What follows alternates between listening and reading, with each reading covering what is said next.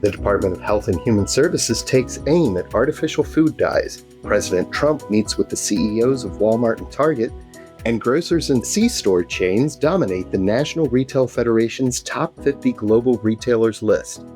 Welcome to Retail Daily, your quick look at the top stories from Supermarket News and CSP Daily News. I'm Supermarket News Editor Tim Inkelbarger.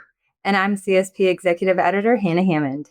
Health and Human Services Secretary Robert F. Kennedy Jr. is expected to hold a press conference Tuesday afternoon to announce a ban on 8 artificial food dyes, set to take effect in 2 years.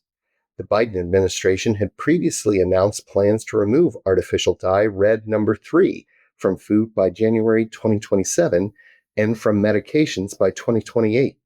9 of the 36 food dyes approved by the Food and Drug Administration contain petroleum. Kennedy's ban will target 8 of these petroleum-based synthetic dyes. Tulsa, Oklahoma-based Quick Trip on Thursday opened its first location in the state of Indiana. The travel center is in Daleville, Indiana, along Interstate 69 on exit 234. The new location brings the convenience store retailer's store count to more than 1,100 in 20 states. Quick Trip's new location will bring around 24 new jobs to the area, the company said. Walmart CEO Doug McMillon and Target CEO Brian Cornell met with President Donald Trump on Monday afternoon to discuss tariffs. Home Depot CEO Edward Decker also attended the meeting. Both Walmart and Target described the conversation as productive, and Trump said it went very well. The discussion focused on how Trump's new and proposed tariffs, particularly those targeting China, could affect the prices of everyday goods. McLane Company and Wawa are expanding their partnership to support the convenience store chain's growth west of its home base in Wawa, Pennsylvania. McLane's Bluegrass Distribution Center in Hebron, Kentucky, will serve new Wawa locations in Kentucky, Indiana, and Ohio as the chain opens C-stores in those states.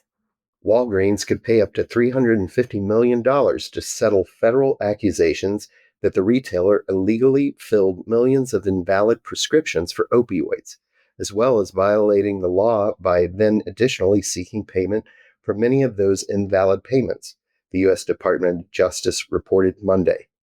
Walgreens was also accused of pressuring its pharmacists to prioritize speed over verifying whether the opioid prescriptions were actually legal. Rockbridge Growth Equity, a Detroit-based private equity firm, sold its convenience store forecourt media company GSTV to MidOcean Partners, a New York-based alternative asset manager that focuses in auto aftermarket, food and beverage, and retail business. Rockbridge will remain a minority stakeholder in GSTV. The financial terms of the transaction were not disclosed. Heritage Grocers Group promoted Tony's Fresh Market CEO Frank Ingraffia to the role of Chief Transformation Officer, the ethnic food retailer announced on Tuesday. Ingraffia will maintain his role as CEO of the grocery retailer's Tony's Fresh Market banner, the company said in a press release. He will work out of the Heritage offices in Chicago, Dallas, and Ontario, and will report directly to Heritage Chairman and CEO Susie Montford.